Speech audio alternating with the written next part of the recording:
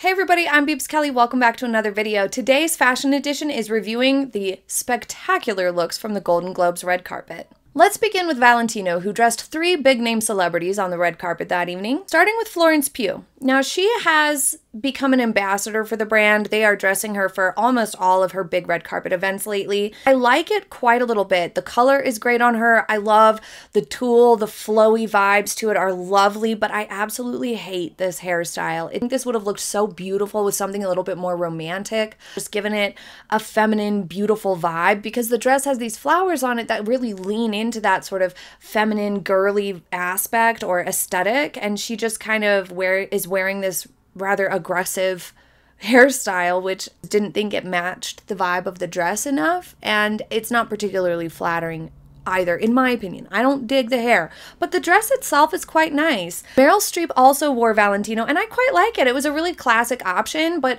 boosting it with this bit of shine from the sequins gave it a fresh edge and gave it a little something more so it wasn't boring, despite being a really classic, more traditional sort of option. This look for Lily Gladstone, princess seams on the dress are really flattering for her figure. It adds some enhancement to her waistline and whatnot, and I really love the updo that she did. I thought it was a perfect styling choice, but I just don't love the height of the dress. It looks like it's falling down just because of where it's placed.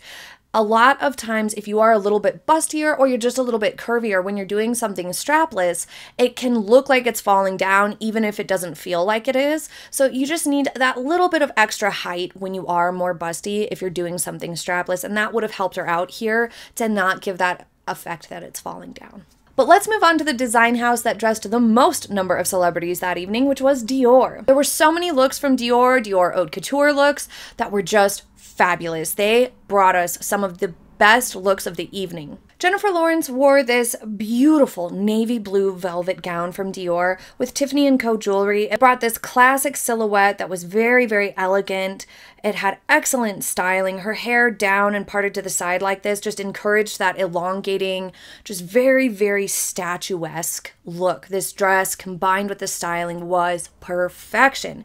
It was very feminine, very elegant, very, very pretty. I loved it. She rarely puts a foot wrong when it comes to red carpet looks. I rarely have seen her in something that I'm like, oh, what is that? So I really feel like Jennifer Lawrence is just kind of playing the long game when it comes to her fashion choices. Ever since she hit the scene, she seems to either employ a really good stylist and listen, or she has a really keen eye for her outfits and for her fashion because she looks impeccable almost every time. Natalie Portman also wore a Dior haute couture dress. This is an impressionist landscape of micro flowers and vermicelli on a tulle base that is just colorful and bright.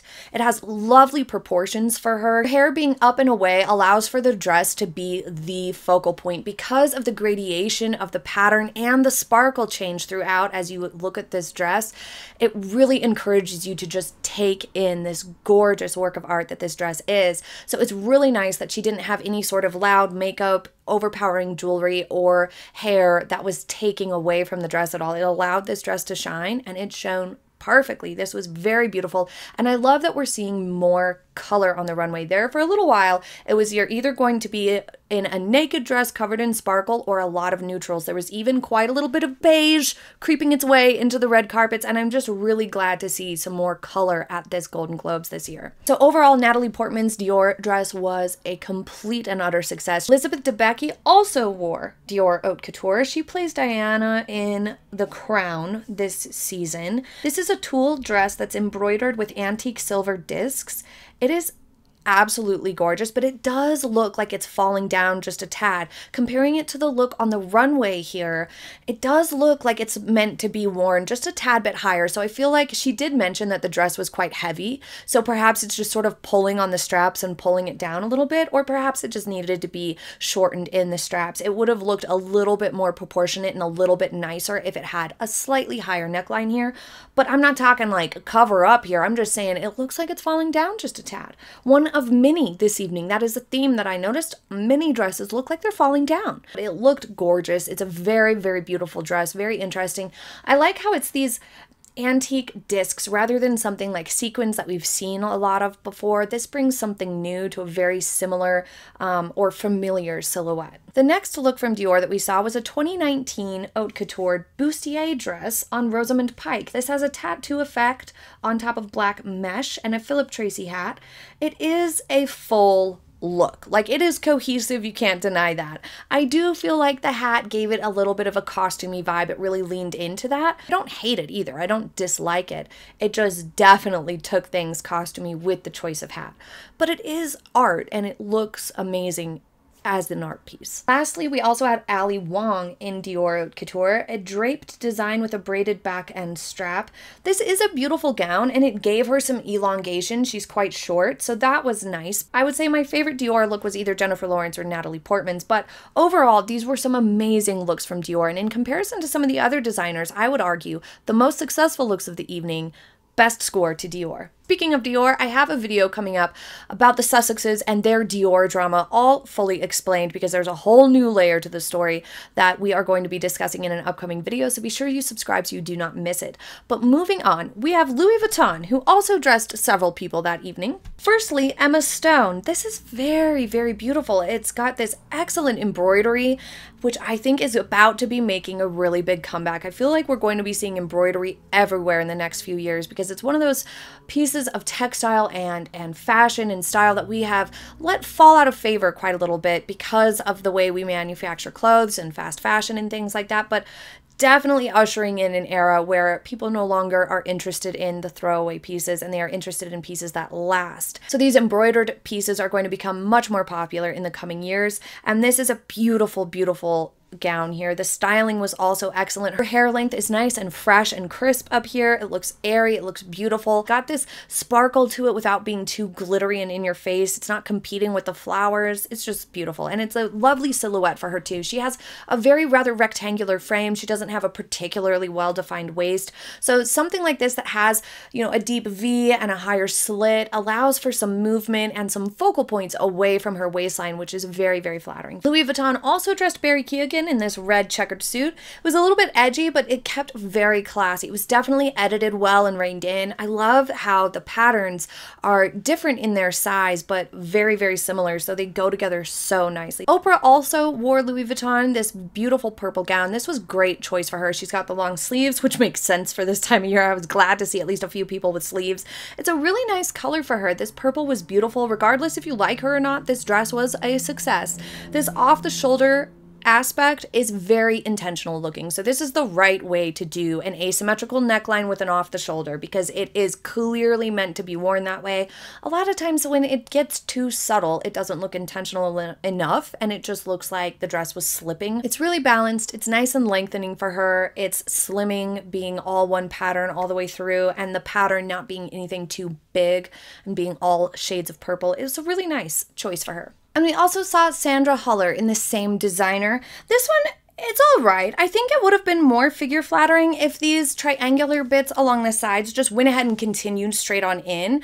It would have enhanced her waistline a little bit nicer than having them stop. It almost created more of a widening effect right here under the bust in the center of the ribcage. But otherwise, I don't mind it at all. I think it's a pretty color and I think it's a very pretty design. One thing though, I would say this one would, I think, almost arguably look better with sleeves. I feel like this dress would have just been gorgeous with some beautiful sleeves. We had two celebrities wearing Pamella Roland, including Issa Rae. I absolutely love this sort of orangey golden dress. It's very sparkly. It's giving an Art Deco vibe, but I do think, once again, it would have flattered her figure a bit better if that diagonal pattern that's down in the skirt would have just continued up across her waistline rather than having this thick waist belt here, because she is a little bit more rectangular. She's just a little bit more straight in the waist. And so having that thicker belt across here drew a little bit too much of a focal point there to the center, which was a little bit less flattering than if we had had some diagonal lines going across this area.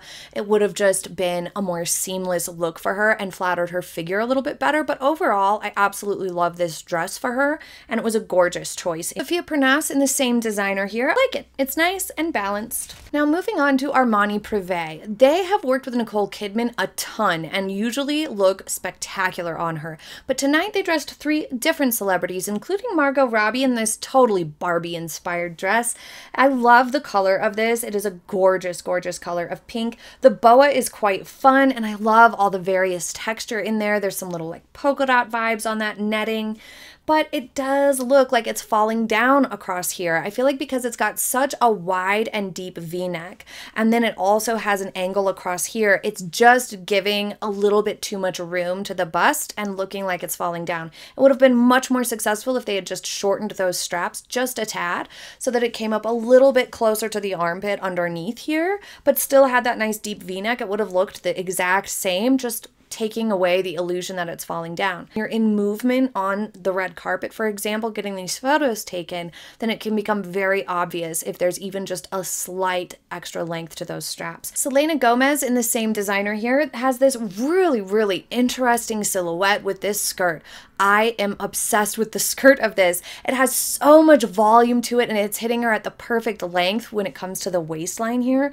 It is gorgeous. It has this black underneath that's just ever so slightly having a peekaboo effect over this gorgeous red satin that has this amazing pleating across the waistband here.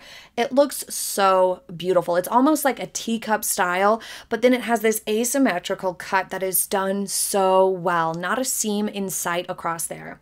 You'll notice that her shoes are a slightly darker red than the dress itself, which is completely fine. Much better to have slightly darker shade than a slightly lighter shade of shoe if it's not going to match your dress perfectly, but also because there's this black thing out beneath the bottom of the hem of the skirt.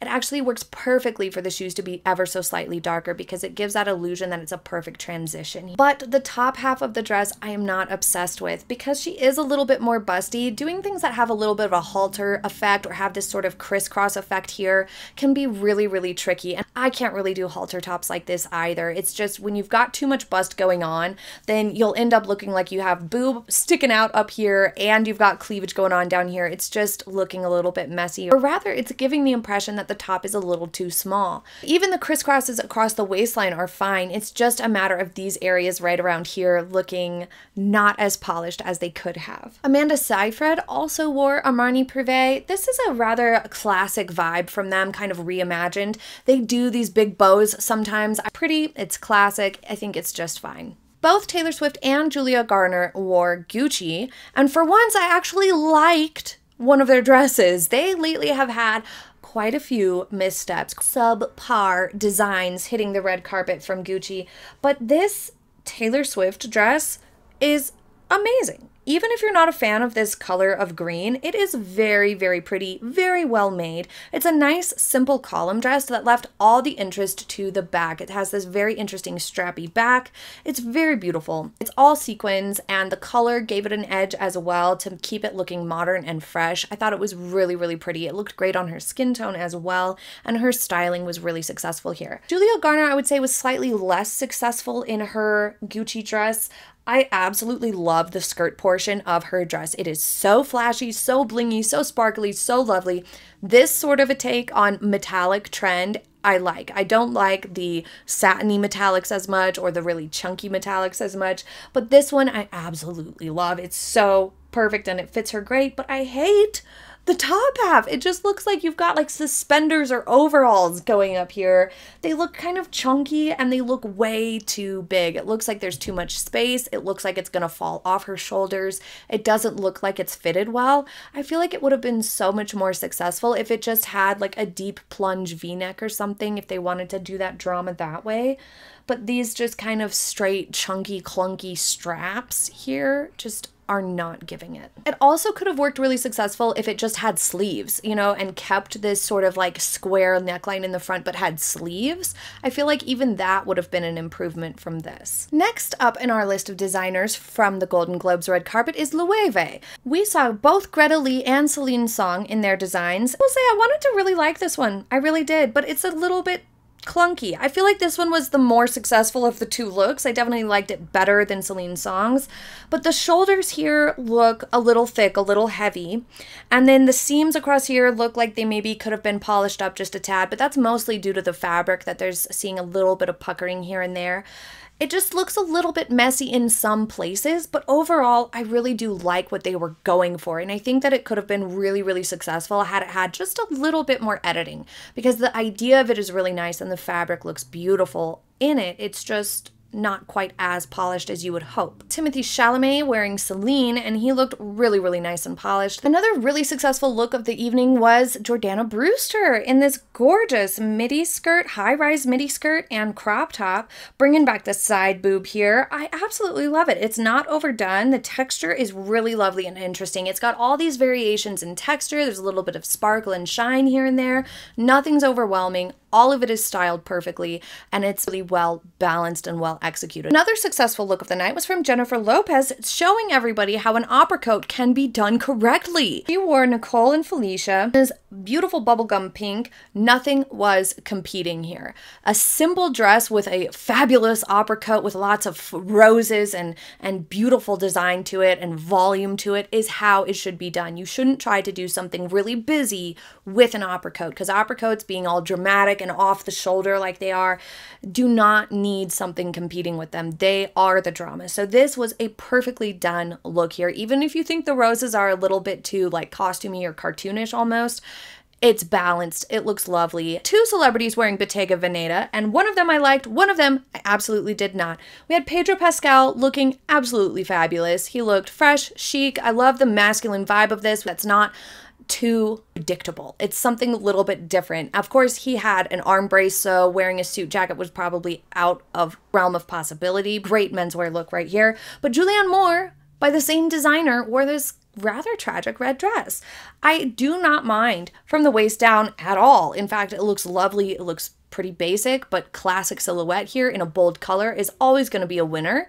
But this top portion looks really wonky and weird. I absolutely despise this top portion here. That's making things look droopy, like it's too low, because the square cutout is too wide. If it was brought in a little bit more, or maybe even just had a little bit of an angle like a sweetheart style that was maybe a little bit more boxy or something, if they wanted to lean into that square neckline thing, it would have been successful. Or if it had sleeves, they could have gotten away with this deep, wide, square cutout neckline here. It would have been just fine if there were sleeves, but there weren't, and this just didn't give enough balance, and it made it look just sort of weird and chunky and awkward. Another designer that we saw several celebrities opt for was Schiaparelli. Dua Lipa in this mermaid style sleeveless gown here.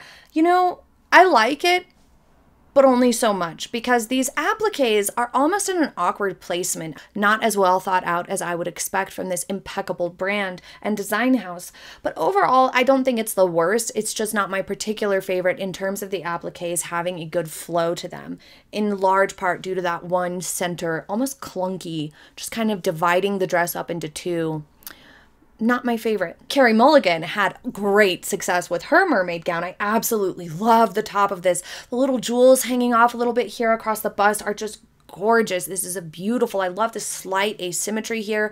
It's not too subtle to where it looks unintentional. It still looks perfectly intentional. The gathering and the ruching all across here just add a lovely unctuous amount of texture that just looks so beautiful and well made. And the mermaid silhouette is so impeccable. It's great for her body type. She has the height to pull it off really well. It looks beautiful, beautiful, beautiful in every way.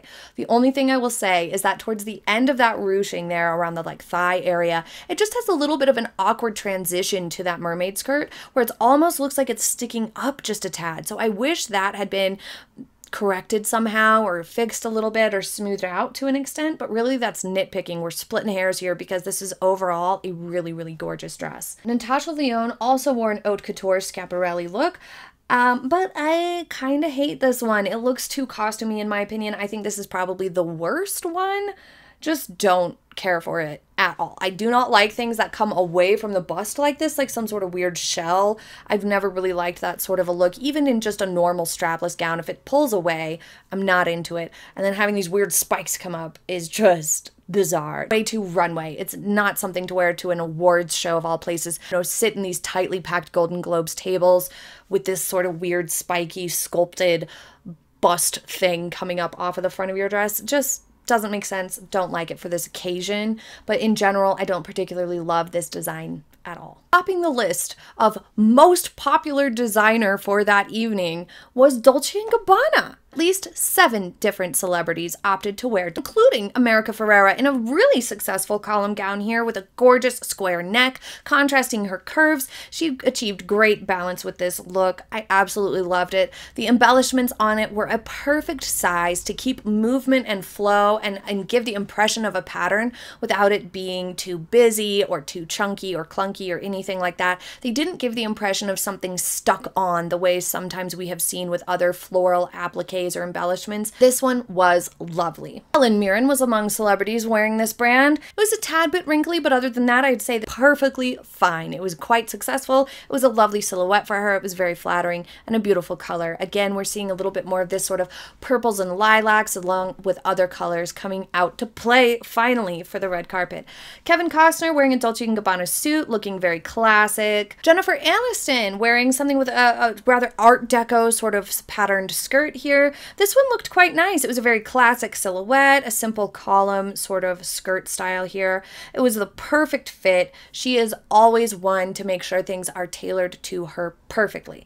I will say it may have benefited from a slightly thinner belt area here, but it was totally fine. She just doesn't have like the most well-defined waist, so I would argue a slightly less thick chunker of a belt may have been slightly more flattering given her waistline. Just a little bit more space to breathe there would have been nice, but I also think that it looked just fine the way it is too. That's just, again, nitpicking. Angela Bassett wore this really classic velvet black gown. I really quite liked the dress. It was very beautiful. I really like the sleeves, and I quite like these almost evoking the same idea of opera gloves that Emily Blunt wore to last year's Oscars, where the sleeves are detached and come all the way up high like opera gloves tend to, but don't actually have the glove part. I quite like that look. This is really beautiful.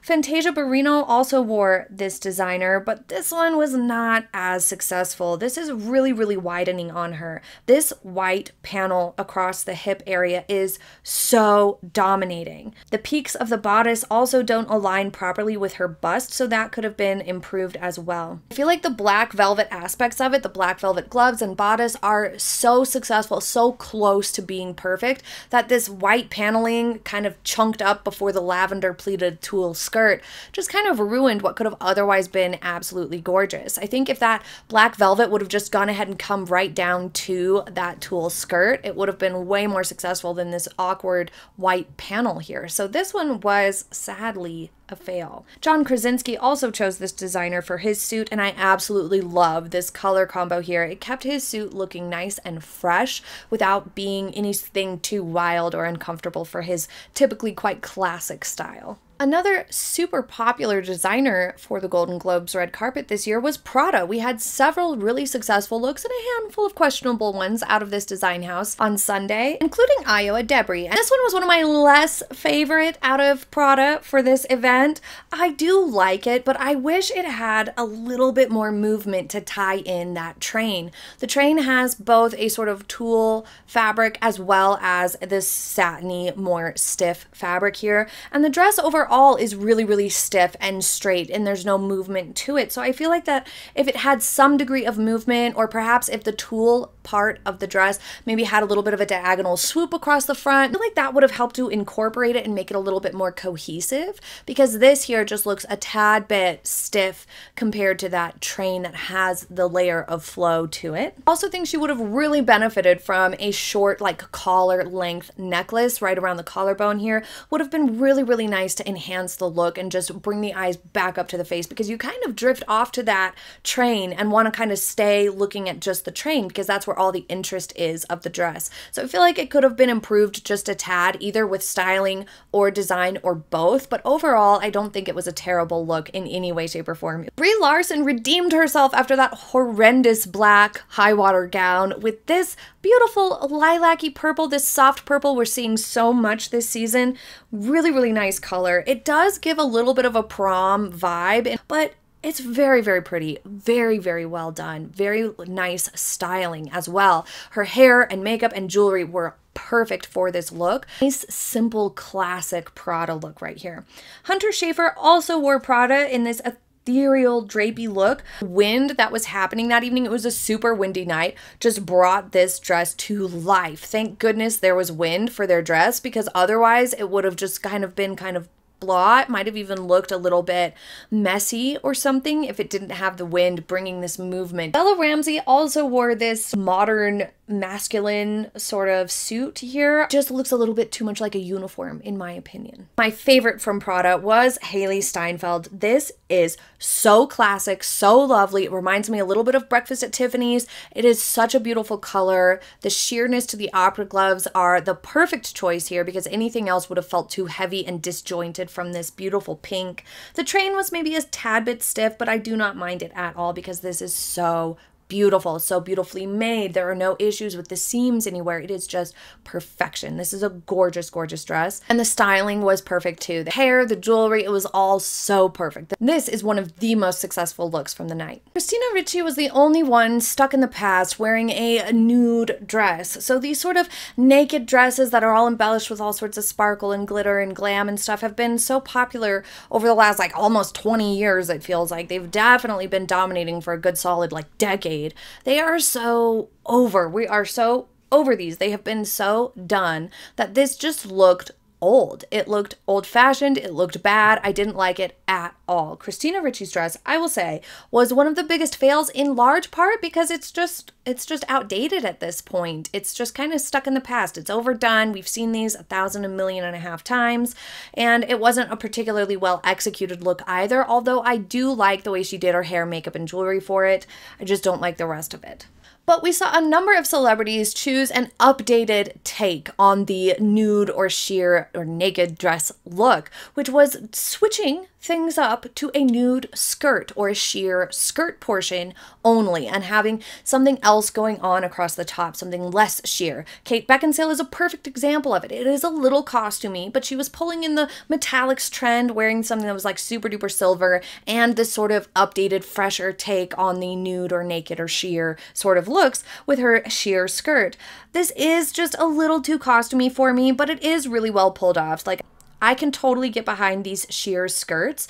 It's just the fully naked dress thing that's overdone and we've got to get rid of. But for the red carpet, I don't think Kate Beckinsale's look was perfect for the red carpet, but it's okay. Elizabeth Olsen wearing Vivienne Westwood had a sort of fresh take on the idea as well, but it has these horizontal panels across the skirt that are sheer. I feel like it's a little bit of an awkward placement for the skirt to begin. It's almost like bodysuit straight down to the skirt that just makes things a little bit awkward. It's like the main focal point there is right around the crotch area because of the way the bodysuit stops and the sheerness starts right there is creating a little too much of a focal point. I think it would have been more successful if it was just straight across or just a little bit lower than this, because this is just giving a slightly awkward appearance.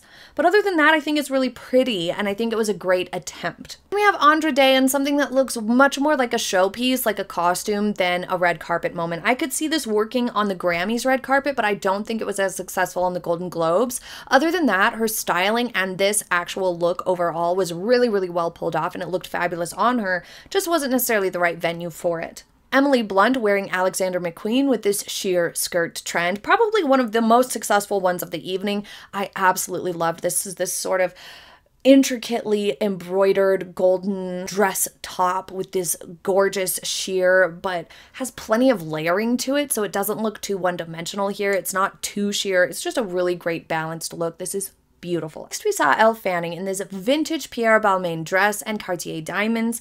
This is pretty, but the bow doesn't look intentional enough to me. It looks just askew. It's just not jaunty enough to look on purpose. It looks like it's kind of slipping and falling and drooping on this one side.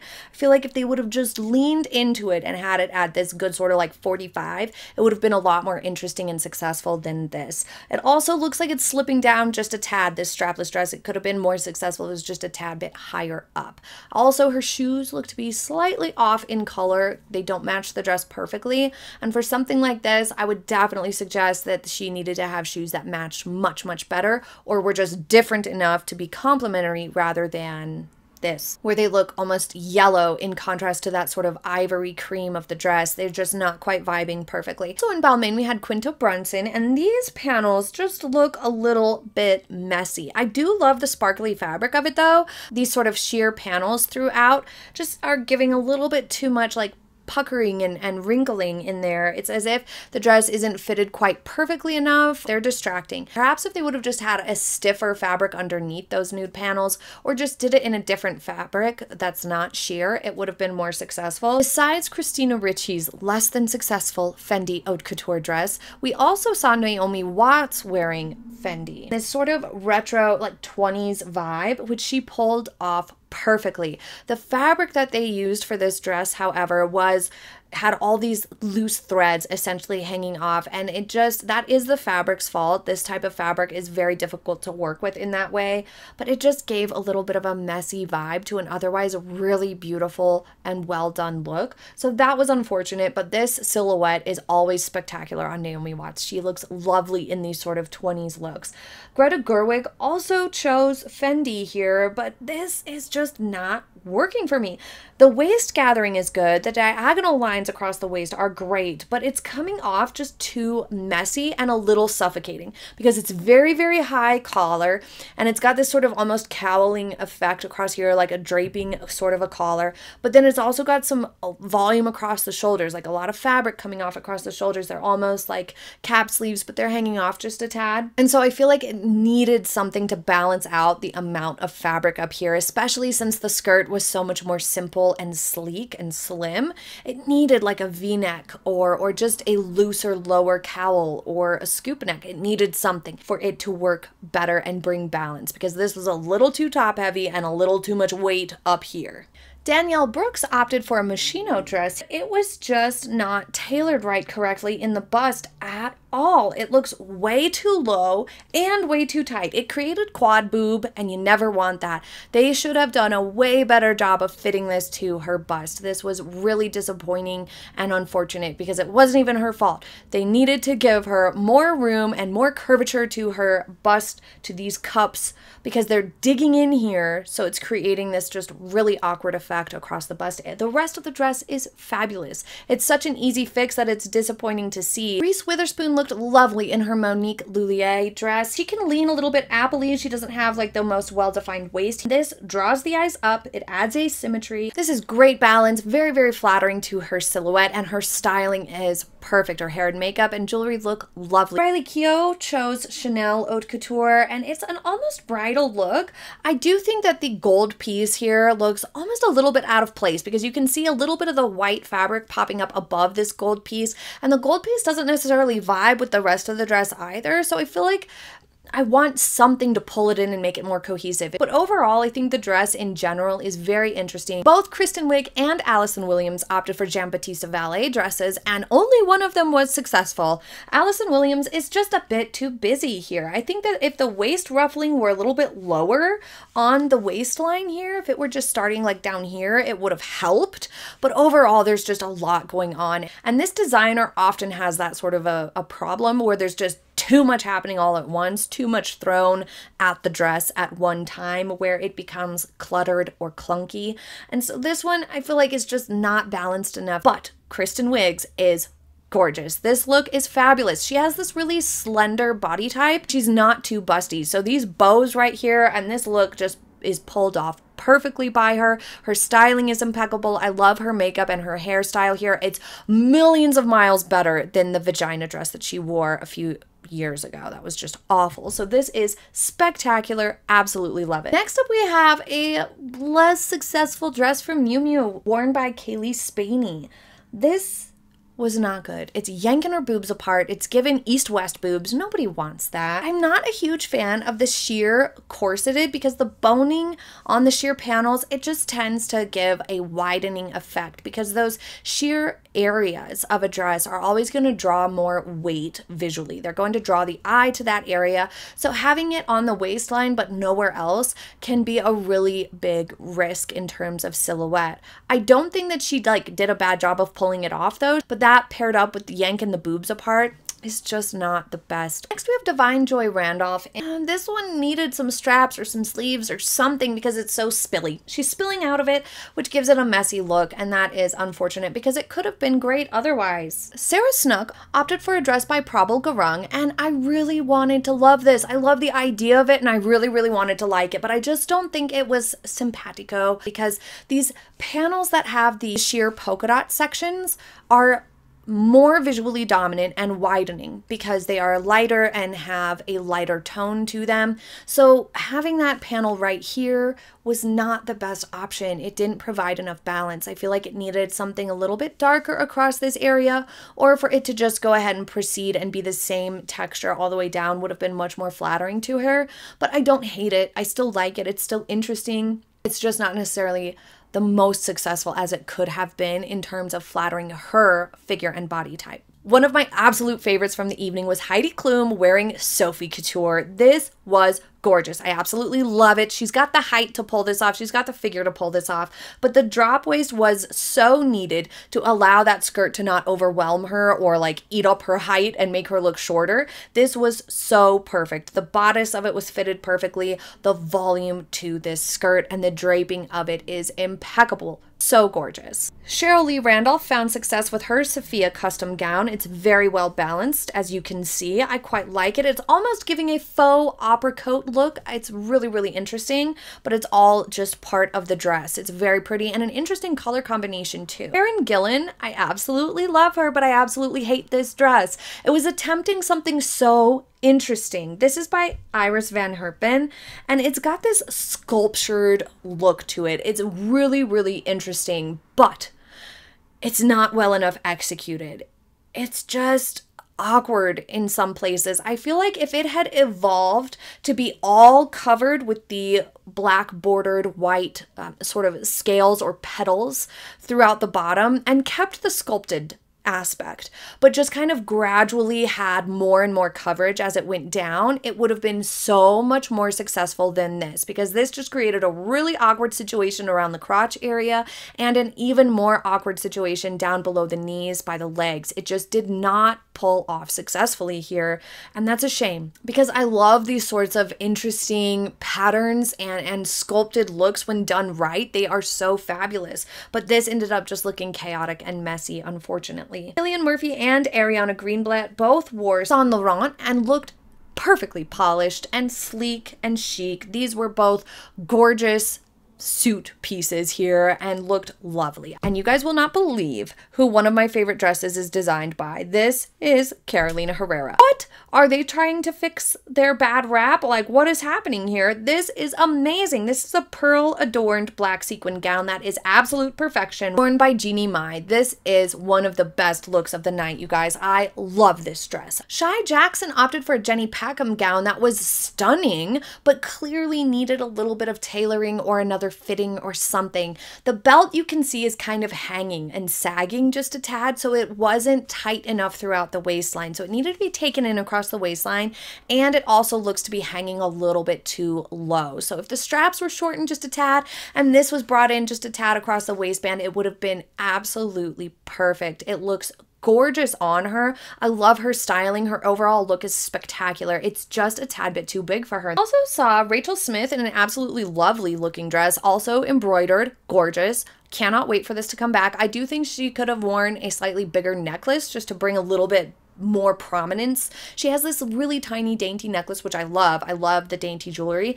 but something a little bit bigger would have been nice to really catch the eye with this dress, but it's a gorgeous dress. But Keltie Knight had much less success. I do not know who this is designed by, but the shoulders absolutely ruined it. They are tragic. The rest of the dress is fabulous. The shoulders are truly awful.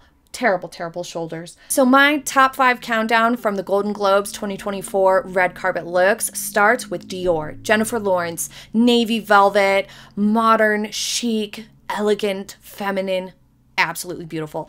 Emily Blunt, Alexander McQueen, can't go wrong. It's something fresh, it's something new, on trend, absolutely beautiful, beautifully executed. Third best, Heidi Klum and Sophie Couture, absolutely stunning. Beautifully done, beautifully worn. Second favorite dress of the evening was Hailee Steinfeld in this gorgeous Prada number. An update to a classic silhouette done so well. Impeccable styling, impeccable balance, and a wonderfully done dress. Just absolutely beautiful.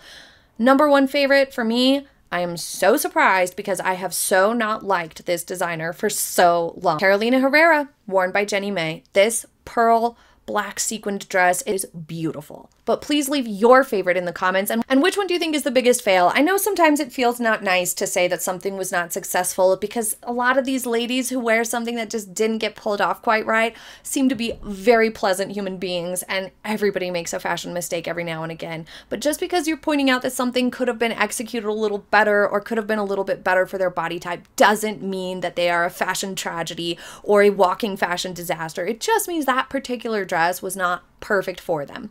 But experimenting with fashions and clothes and wearing something different and new and playing around with a new silhouette is what fashion is all about, and it's so much fun to do so. So there is nothing wrong with having a handful of missteps when it comes to red carpet looks for these ladies. I would say my worst, absolute worst, biggest fail was probably Natasha Lyonne's in that haute couture Schiaparelli look. It was just not right for the occasion in any way, shape, or form. It was pretty bad, but there were quite a few missteps. So leave in the comments what you think. Thank you so much for joining me for the Golden Globes Fashion Edition special. I'm sorry the video was so long. Thank you for staying. If you stayed, you are my favorite. I hope you have a very happy day, and I will see you next time. Bye!